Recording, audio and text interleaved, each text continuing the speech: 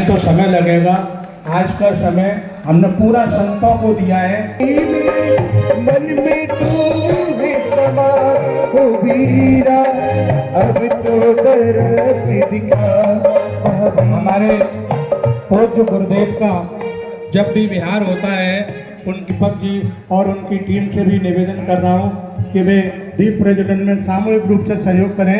दीपक का बदली करेंगे केसरिया रंग में, रंग दो चुनरिया झूम जाओ के परम पद साज सवेरे आरती करना, सकल भी करना सुमर सुमर।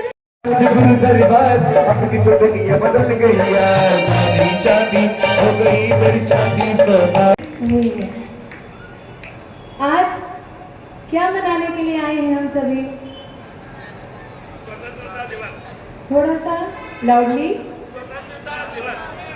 स्वतंत्रता दिवस मनाने तो उपस्थित हो चुके हैं, पर आप सबसे मेरा प्रश्न यह है कि आप सभी स्वतंत्र हैं कि बंधे हुए? हाँ, स्वतंत्र हुए, पर स्वतंत्रता के साथ हम स्वच्छंद तो नहीं बन गए। इस पर हमें चिंतन और विचार करना है। आज आजादी के इस महापर्व में आप सबको आजादी का मतलब, आजादी का महत्व हम बताना चाहते हैं। आजादी कितने शब्द से बना है? कितने अक्षर से बना है यह शब्द? 3 अक्षर से यह शब्द बना है, और यह 3 अक्षर हमें प्रेरणा दे रहा है। आ यानी आओ आत्मा को देखो, आओ स्वयं को देखो, स्वयं से मुलाकात करो। जा यानी जाग जाओ, सोए मत रहो। और दी यानी दीनहीन बनकर जीवन यापन न करो।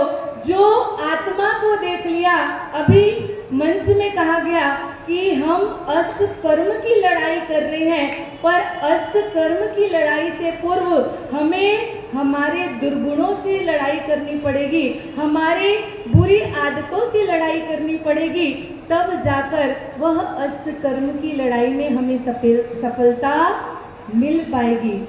आज़ादी, देश तो आज़ाद कब हुआ था? हाँ, 1947। 1947 में देश आज़ाद हो गया, किंतु देश आज़ाद होते ही हम कैसे हो गए? हाँ, हमें यह भारत देश कैसा मनाना है? तो कहते हैं स्वच्छ भारत होना चाहिए। कैसा भारत?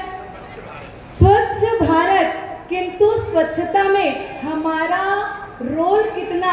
आज हम फॉरेन जाते, कौन कौन इनमें से फॉरेन गया है? फॉरेन की यात्रा जिन्होंने भी की हो हाथ। वहां सबसे अच्छा आपको क्या लगा? वहां कोई भी फॉरेन, कोई सिंगापुर घूम के आता है, वीजा लेके जाता है, 3 लाख खर्चा करके आता है, और पूछा सिंगापुर में क्या देखा? अरे सिंगापुर में आपका ताजमहल नहीं है, कुतुब मीनार नहीं है, आबू देलवाड़ा जैसा मंदिर नहीं है, शिखर जी और सेक्टरों जैसा तीर्थ नहीं है, वहां देखने जैसा कुछ नहीं है। 3 लाख खर्चा करके आते हैं और कहते हैं मरसा हमने वहां घूम के आए, और क्या देखा वहां? तो वहां की रोड एकदम कैसी है?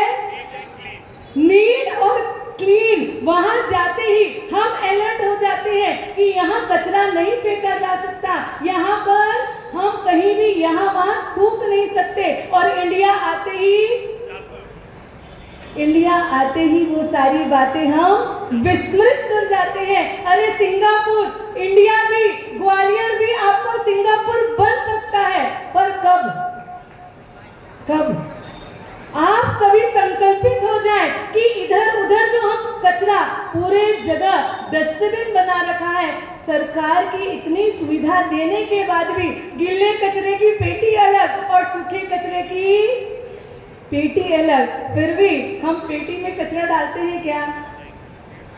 हमें सिंगापुर का रोड जो साफ सुथरी है वह पसंद आई, किंतु इंडिया आने के बाद उस पर फॉलो कितना, जो वहाँ तारीफ करता है यहाँ आने के बाद इधर उधर। आज यह दिन में, आज स्वतंत्रता दिवस में हम सब मिलकर एक संकल्प लें, क्या कि हम हमारे हाथ से कचरा इधर उधर नहीं फेंकेंगे।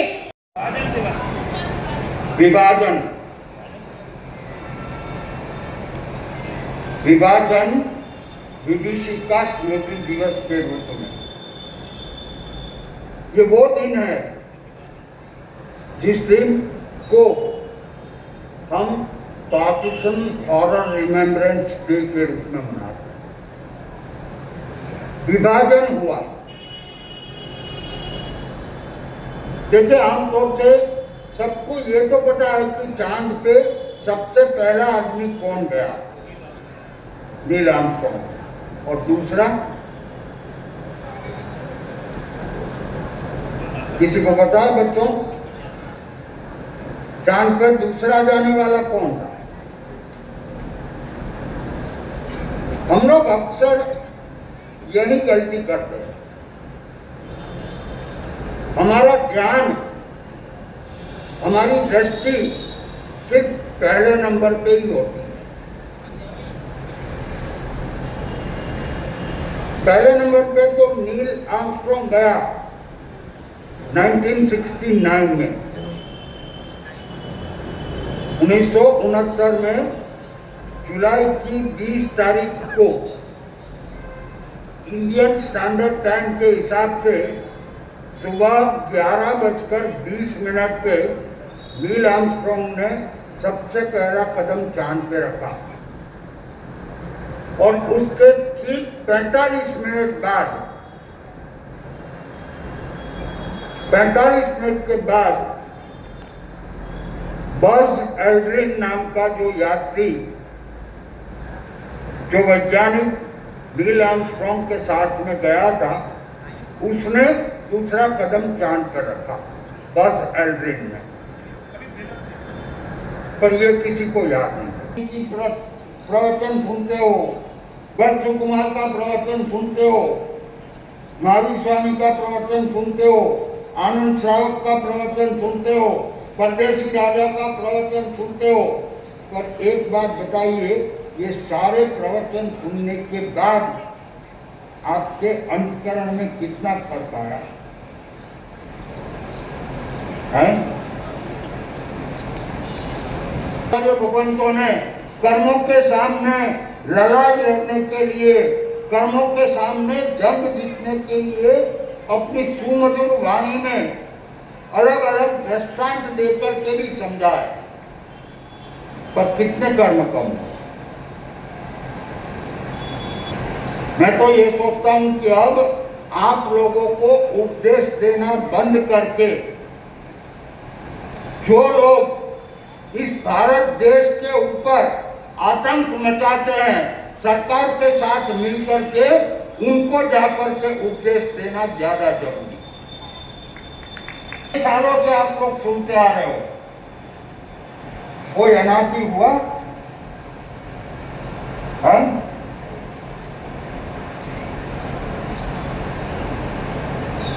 कितनों ने दीक्षा ली, अपनी मोह माया का त्याग किया, से 0.1%। वाला देश है, हमारे देश के वाले लड़ते हैं आन बान शान स्वाभिमान के लिए लड़ते हैं, वस्तु के लिए।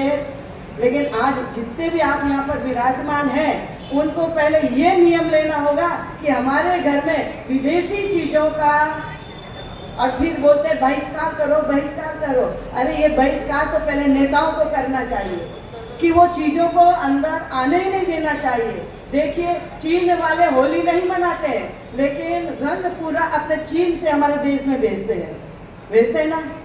चीन वाले फटाका नहीं फोड़ते हैं, लेकिन उनके सारे फटाके हमारे भारत देश में आते हैं। सोचिए, हर चीज़ तो हम विदेश की वापर रहे हैं, उनको ही टनाटन कर रहे हैं, तो हम कमजोरी तो रहेंगे। टनाटन कहाँ से होंगे? तो अधिक बोलने के लिए क्षमा सिर्फ मेरे मन में वो वेज बिरयानी शब्द याद आया। मैं महाराज जी साहब से निवेदन करना चाह रही थी कि महाराज जी प्रवचनों में ये बताइए, और वहाँ पर जो भी लिख रहा है ठेला वाला, उनका विरोध होना चाहिए। अभी अपन उधर से जाएंगे तो फिर वही ठेला अपने को आएगा, दिखेगा। तो बोलिए भगवान महावीर स्वामी की। खा लेते हैं, ये विशेषता है, यही स्वतंत्रता है कि हम लड़ भी ले फिर एक थाली में खा ले। हम लड़कर के विभाजित ना हो। हमारे देश को कुछ दुष्टों ने विभाजित किया है, हमारे देश के कुछ दुष्टों ने कुछ लोगों को बांट दिया है। बस इसी कारण से हमारे कसाई की तीव्रता रही है, हमारे मान कसाई की तीव्रता की ये बड़े कि हम बड़े। जिस दिन दिमाग से निकल जाए कि ये बड़े कि हम बड़े, उस दिन हमारे जीवन का आनंद बढ़ जाए। अच्छा ये बताओ, बच्चे इतने बैठे हैं, आप लोगों में सबसे बड़ा कौन है? शायद इनके पास इसका जवाब नहीं होगा।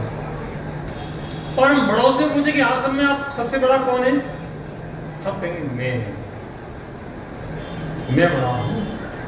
कोई धन से बड़ा है, कोई बल से बड़ा है, कोई तन से बड़ा है, कोई काया से बड़ा है, कोई उम्र से बड़ा है। हमारे देश को, हमारे समाज को अगर नीचे गिराना वाला कोई है तो बस वही मैं शब्द है।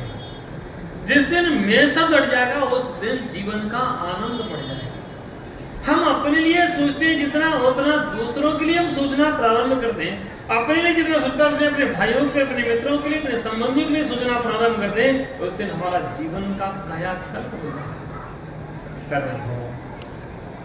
कोई दूसरा आता हमारी कमी को देखता है और कमी में आग लगा के चला जाता है। हम कमी को नहीं समझ पाते और हम बढ़ जाते हैं।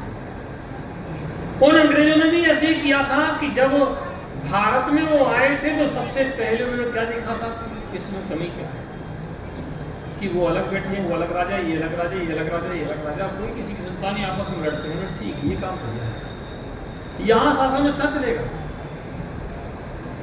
तो बस फूट डालो और शासन करो। आपस में लड़ा करके उन्होंने अपना शासन किया और आज इस शासन को कितने वर्षों तक उन्होंने किया। बस ऐसी स्थिति में जब हमारे लोग एकत्रित हो गए, जब मुट्ठी में बंध गए, तो उनको भी बाहर जाना पड़ा। कुछ थोड़े से लोग ही शासन कर लेते हैं और थोड़े से लोग ही शासन बिगाड़ देते हैं। थोड़े से लोग ही व्यवस्थाओं को सुधार लेते हैं और थोड़े से लोग ही व्यवस्थाओं को बिगाड़ देते हैं।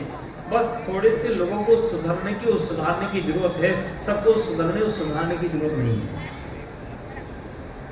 अगर थोड़े से सुधर जाएं, आज समाज में, समाज को जोड़ने वाले कौन है? थोड़े से लोग हैं।